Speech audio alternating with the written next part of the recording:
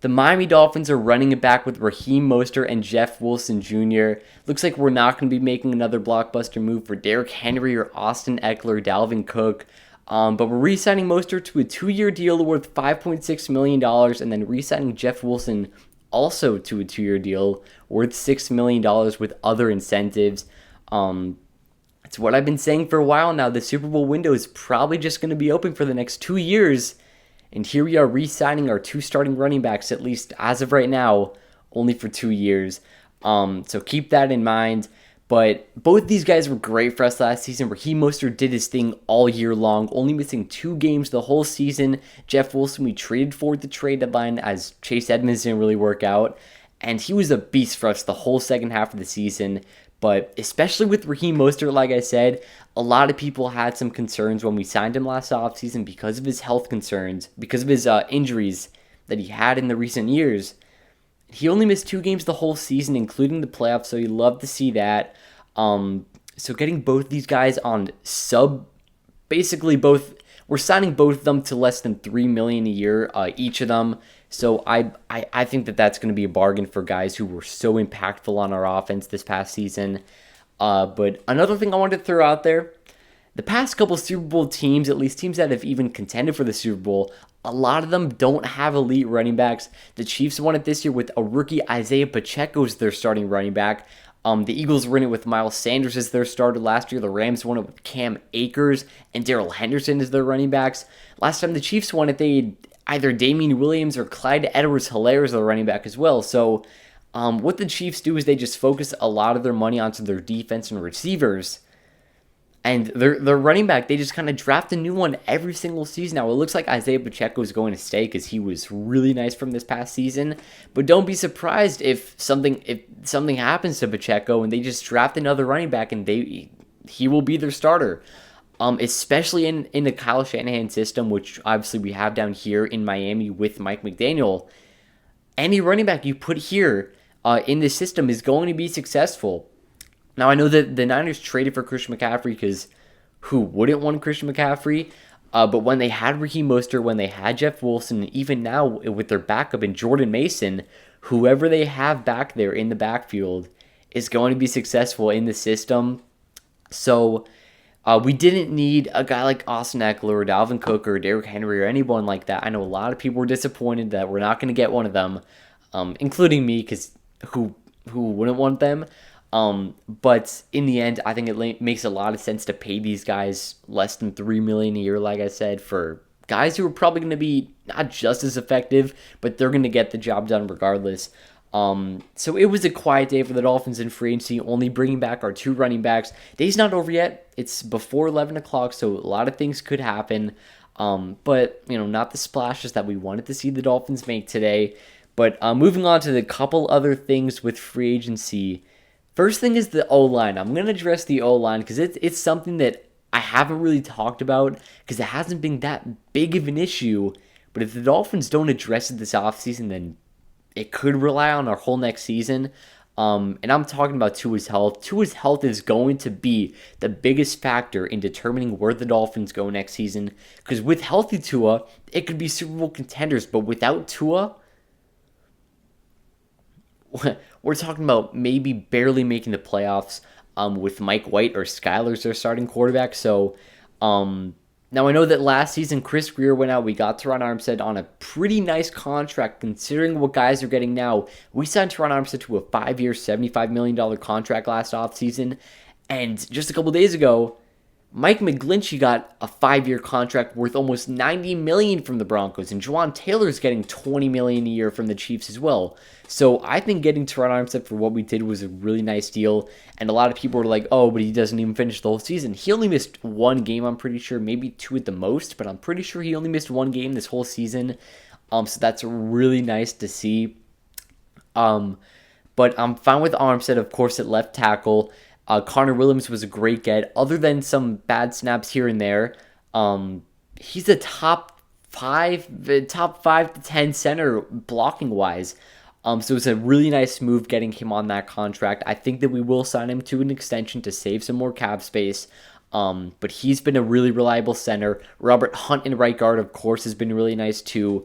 But right tackle and left guard are the two positions the Dolphins need to sign at least someone.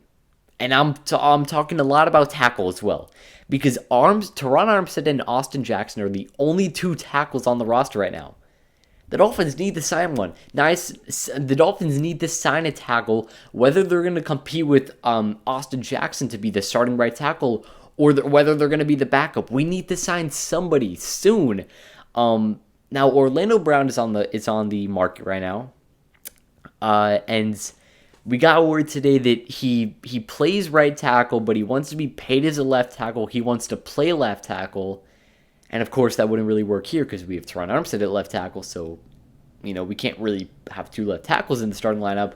But like I said, he plays at right tackle. So if we can, what I'm trying to convince myself right now as a Dolphins fan is that things are moving pretty slow for the Dolphins as of right now because we're trying to convince Orlando Brown to play right tackle for us. At the same time, we're on the other line with Jordan Poyer trying to figure out the perfect contract number. So that's kind of what I'm telling myself right now.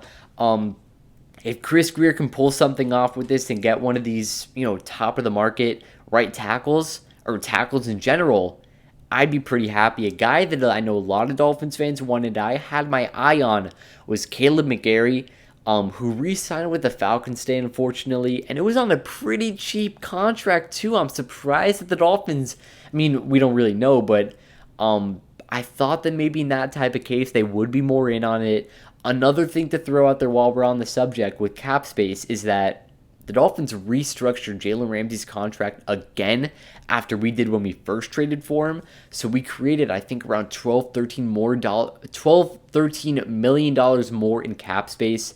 So that's going to be pretty useful. Any type of money is useful when it comes to free agency. And of course, we're going to get that $14 million post June 1st when I know a lot of the free agents are off the market, but we'll use that money to sign our rookies. Unless we make some type of trade here and there, but we'll see what happens. Last thing I'm going to talk about is the whole Aaron Rodgers situation. He's holding two franchises hostage right now.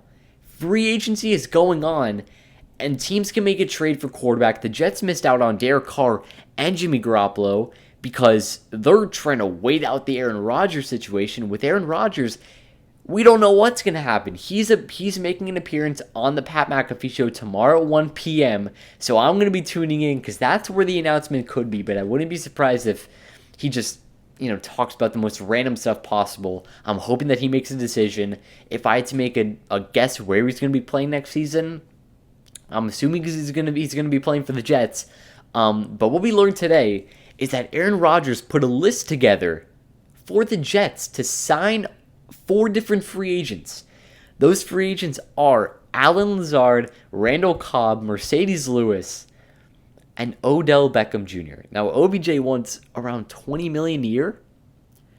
So I don't know what the Jets' plans for this are, as well as also doing this to trade for a quarterback who's making a ton of money.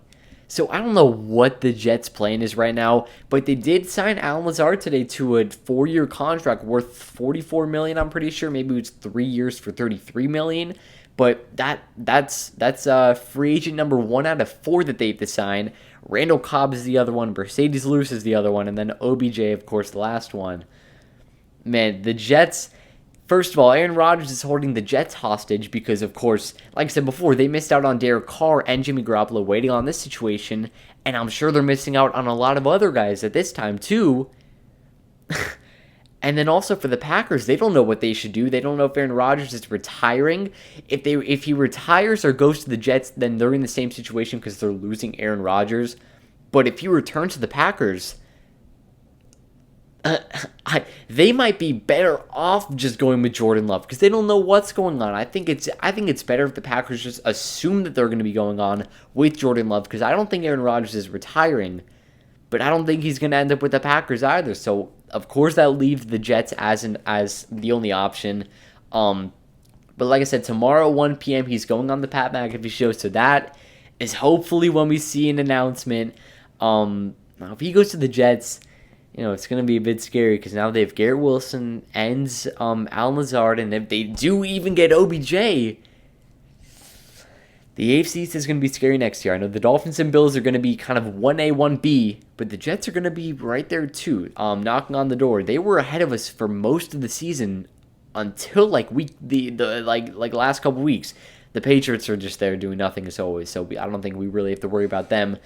But that'll wrap up the video. Dolphins still kind of slow, signing a couple guys back, signing a couple guys here and there. We'll see what they do tomorrow. Maybe third day's a charm, and they bring home Jordan Poyer and Orlando Brown, or hopefully they make a splash tomorrow. Tomorrow seems like a good day, though.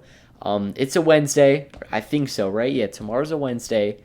We'll see what the Dolphins do. But that'll wrap up. Hope you guys enjoyed. Have a great day. Peace.